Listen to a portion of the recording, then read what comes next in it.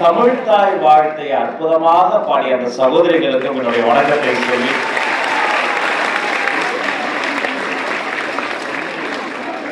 அம்மா உட்கார்ந்திருக்கிறாங்க. அவர்களுடைய எங்களுடைய வயது, அவர்களுடைய அனுபவம். அம்மாவை நான் வணங்குகிறேன். உங்களுக்கு ஹேட்ஸ் ஆஃப் தெரியுமா?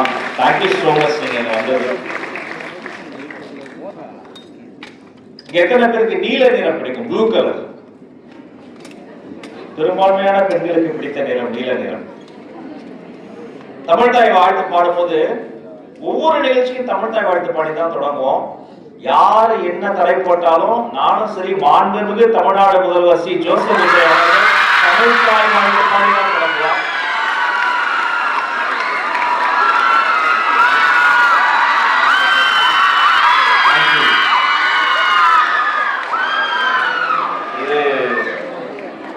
இது வந்து சார்லாம் ஷார்ட் நல்லா இருந்தாங்க. இது அன்பின் மொழி, இது பாசத்தின் மொழி, இது நேசத்தின் மொழி. இந்த விலை மதிப்பில்லாத அன்பு இருக்கு பாருங்க, அதுதான். அது வந்து இது வெறும் தமிழின் மொழி மட்டுமல்ல, அவரின் தங்கைகளின் மொழி, அவருக்கு பிடித்தமான மொழி. அதுல ஒரு சில இடங்கள்ல ரொம்ப அழகா பாடிடுவாங்க குழந்தைங்க. அப்ப இன்னைக்கு அப்படி இருந்தது. அவங்க பாட பாட எனக்கு அப்படியே கொஞ்சம் மேசிலிருந்து போனேன். அதை சொல்வதா, வந்து இறங்கியவுடன் வரவேற்பு பேண்டு, ஒரு ராணுவ விடுப்போடு ஒரு வரவேற்பு பேண்டு கொடுத்தார்கள். அதை சொல்வதா, இல்லை நுழைஞ்சவுடன் அப்படியே அரங்கம் மட்டுமல்ல, என் நெஞ்சமே நிறைந்து போனது. இத்தனை பெண்களை வெகு நாட்கள் கழித்து ஒரே அரங்கில் ஒரே இடத்தில் பார்க்கிறேன். அதுல நானும் பார்த்துக்கிட்டே இருந்தேன். எப்பெல்லாம் என் பேர் சொல்றாங்க, ஒரு முறை இருமுறை அல்ல, என் பேரை சொல்லும் போதெல்லாம் கை தட்டி அந்த கண்மணிகளை நான் பார்த்துக் கொண்டே இருந்தேன். அத்தனை பேரையும் வணங்கி, எஸ், இந்த அரங்கத்துக்கு எனக்கு நிறைய மெமரி இருக்கு. நான் படிக்கும் போது பல காலேஜ் காம்படிஷன்ஸ் இங்க வந்தது. பின்பு அந்த போட்டியில் பங்கெடுத்த காலம் இந்த போட்டிக்கு நடுவராக வந்தது. பின்பு நிகழ்ச்சிகள், விருது நிகழ்ச்சிகள் எத்தனை வாட்சி இந்த ரெயின் ட்ராப் சிமெண்ட்ஸ்ல நடக்கும்போது தொடர்ச்சியாக ஒரு ஆஸ்தான தொகுப்பாளராக இங்க வந்தது. பின்பு விருது வழங்கக்கூடியவராக வந்தது. நம்ம மண்ணும் மரபும் இங்க நடக்கும். அதுல வந்து இறங்கினது. ஒவ்வொரு வாட்டியும் ஒவ்வொரு மாதிரி வரும். மண்மரம் வந்தப்ப திடீர்னு கட்ட வண்டியை கையில கொடுத்து ஓட்டுங்கன்ட்டாங்க.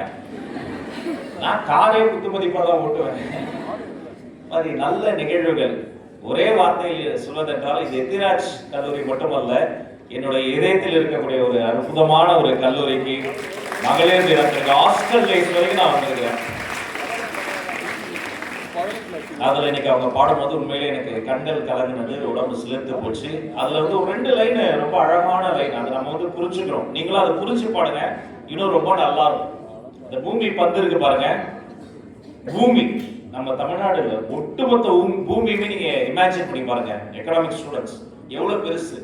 இந்த பூமியை பத்தி தமிழ்ல தான் அவ்வளவு நாம வந்து யூனிவர்சலா எவ்வளவு இருக்கோங்கிறதுக்கு பாருங்க. காக்கை குருவி எங்கள் ஜாதி அப்படின்னாரு பாரதி. காக்கையும் குருவி எங்கள் ஜாதி. நீள் கடலும் மலையும் எங்கள் கூட்டம். கடலும் மலையும் நீளமா இருக்கும். கரெக்டா? அந்த கூட்டம் எங்க கூட்டம், எங்க ஃப்ரெண்ட்ஸ் எல்லாம் எங்க பங்காளிங்க, எங்க சொந்தக்காரங்கன்றார் பாரதி. ஓடி விளையாடு பாப்பா, தாலாட்டு பாடல் பாடாத கவிஞன் பாரதி. ஏன்னா பெண்கள் தாலாட்டு பாடி தூங்க வச்சது போது, நீ ஓடு, நீ விளையாடு, யாவனாவது பாவம் பண்ண மோதி முதித்து நீ பாட்டு விளையாடுன்னு சொன்ன பாரதி. அதை சொல்றாரு, கொத்தி திரியும் அந்த கோழி, கோழி கொத்தம் என்ன பிரதர், அத கூடி விளையாடு பாப்பா, எட்டி திருடும் அந்த காக்கை. வடையை நீங்க தட்டல அதுக்கே வச்சாலும் அப்படியே இப்படிதான் வரும், நேரடியா எடுக்காது. எட்டி எட்டி வந்து திருடும். அவர் கோபுல என்ன சொல்றாரு, கொத்தி திரியும் அந்த கோழி, அதை கூடி விளையாடு பாப்பா, எட்டி திருடும் அந்த காக்கை, அதற்கு இரக்கம் காட்ட வேணும் பாப்பான்னு சொல்லி கருணையை, வீரத்தை, இயற்கையை, இந்த பூமியை சேர்த்து சொல்லிக் கொடுக்கக்கூடிய ஒரு மொழி தமிழ் மொழி. நீங்க பெண்கள் புரிஞ்சுக்கணும். அதுல அந்த முதல் வரி வருது, நீராறும் கடல் உடுத்த. இப்ப அணிவது அணிகலன், கையில வளையல் அணிவோம், அது கைக்கு மட்டும். காலில் கொலுசு அணிவோம், அது காலுக்கு மட்டும். ஆனா உடலோடு சேர்த்து உடுத்துவது சேலை, அது உடல் முழுக்க அப்படி சேர்த்து நம்ம மானத்தை காப்பாற்றும்.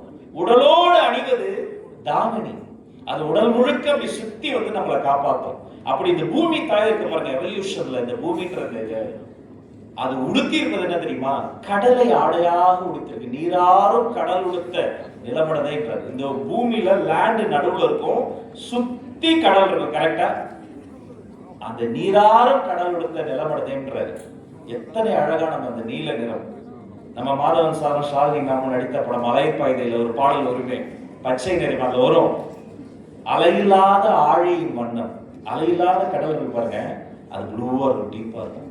முகிலில்லாத வானின் வண்ணம், மயிலின் கழுத்தில் வாழும் வண்ணம், குவளை பூவில் குடைத்த வண்ணம், ஊதா பூவில் ஊற்றிய வண்ணம், எல்லாம் சேர்ந்து உன் கண்ணில் மின்னும் அந்த நீல நிறத்தில் இருக்கக்கூடிய இந்த கடலை இருக்கு பாருங்க. நீராறும் கடல் உடுத்த நிலமடது. பூமியை முதல்ல சொல்லுது அந்த பாடம்.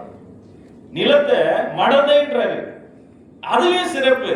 பிறந்த குழந்தை தத்தி தவழ்ந்து 5-6 வயதை தொடுகிற போது பேதை, பின்பு பெதும்பை, பின்பு டீன்ஸ், அதுக்குள்ள போகும்போது மங்கை, டீனேஜ் முடித்து மெச்சூரிட்டி வந்து அடல்ட் ஏஜ்க்குள்ள போகும்போது மடந்தை. எவல்யூஷன்ல பூமி எரிந்து கொண்டே இருந்தது, பேதை. அதில் தக்கன பிழைத்து ஜீவராசிகள் வளர்ந்தது, பெதும்பை. பின்பு கொஞ்சம் கொஞ்சமாக மனிதர்கள் தோன்றினார்கள். அந்த மனிதர்கள் தோன்றிய காலம் அங்கே. தாய் தமிழ் வந்து தமிழில் பேசி எழுத தொடங்கி அந்த மெச்சூரிட்டி வந்த பிறகு மடந்தை.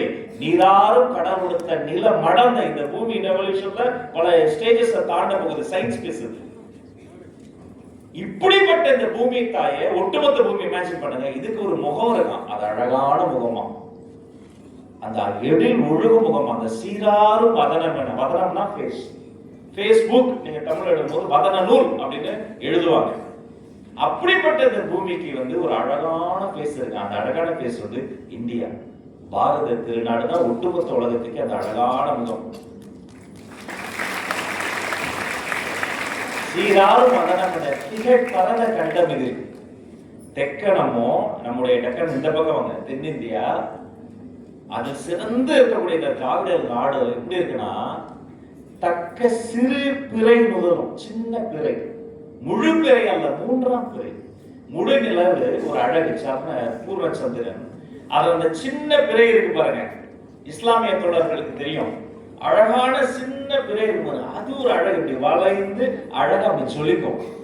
நம்முடைய இந்த தென்னிந்தியா அப்படி வளைந்து அழகா ஜொலிக்குதான். இப்போ பூமி தாயை சொல்லியாச்சு, பாரத தாயை சொல்லியாச்சு, அதுல தென்னிந்தியாவை சொல்லியாச்சு. அதுல ஒரு பொட்டு வச்சது போல ஒரு நாடு இருக்கு. அது என்ன நாடுனா இந்த தமிழ்நாடு. இந்த பூமி தாய்க்கே பொட்டு யார் சொல்றாங்க? அந்த தமிழ்நாடு இருக்கு பாருங்க, அந்த பொட்டில் இருந்து வாசம் கமழும் பாருங்க. இப்பெல்லாம் காலம் வளர்ந்துருச்சு. ஸ்டிக்கர், அப்பெல்லாம் சாந்து போட்டு சந்தனம் போட்டு, இப்பெல்லாம் ஸ்டிக்கர் போட்டு, அதுல பாம்பு போட்டு புள்ளி போட்டு டிசைன் போட்டு நிறைய வந்துருச்சு. That's okay. ஆனா உண்மையிலே அந்த சாந்தையோ சந்தனத்தையோ அந்த குங்குமத்தையோ அப்படி கோவில்ல வாங்கி நீங்க ஒரு குங்குமத்தை அப்படி திலகம் அப்படி தொட்டு வச்சுன்னு வச்சுங்க, அந்த இடமே வாசமா இருக்குமா? அந்த வண்டியில போகும்போது, வீட்டில் இருக்கும்போது அந்த வாசம் பரவுது பாருங்க. வைத்தவருக்கு மட்டுமா, எல்லா இடமும் பரவுது பாருங்க. அப்படி எல்லாரும் இன்புற்று இருக்க பரவக்கூடிய அந்த குங்குமத்தின் வாசத்தை போல, திலகத்தின் வாசத்தை போல பரவுகிறது இந்த தமிழ் மொழி. தமிழ்நாட்டில் தோன்றி திசையிட்டும் பரவக்கூடிய ஒரு எல்லாருக்கும் சேர்த்து பரவக்கூடிய மொழி தமிழ் மொழின்னு ஒரு பாடல் சொல்லுது. அந்த பாடலை நம்ம பாடுறோம். சரி, அப்படி பாடுற அந்த மொழியை நம்ம எப்படி பார்க்கிறோம்னா, எங்களுடைய அந்த திறனை வியக்கிறோம். என்னப்பா இது, யாதும் ஊரே யாவரும் கேளீர், ஒரு வார்த்தையில போட்டு முடிச்சிட்டாரு. அந்த திறனை வியந்து எங்கள் செயலையெல்லாம் மறந்து அந்த தமிழனங்க நாங்க வாழ்த்துறோம். ஏன் தெரியுமா? அதோடைய சீர் இளமையோ இவ்வளவு வருஷம் ஆகியும் இன்னும் இளமையாவே இருக்கு. எத்தனை ஆண்டுகள் ஆனாலும் இளமையாவே இருக்கு.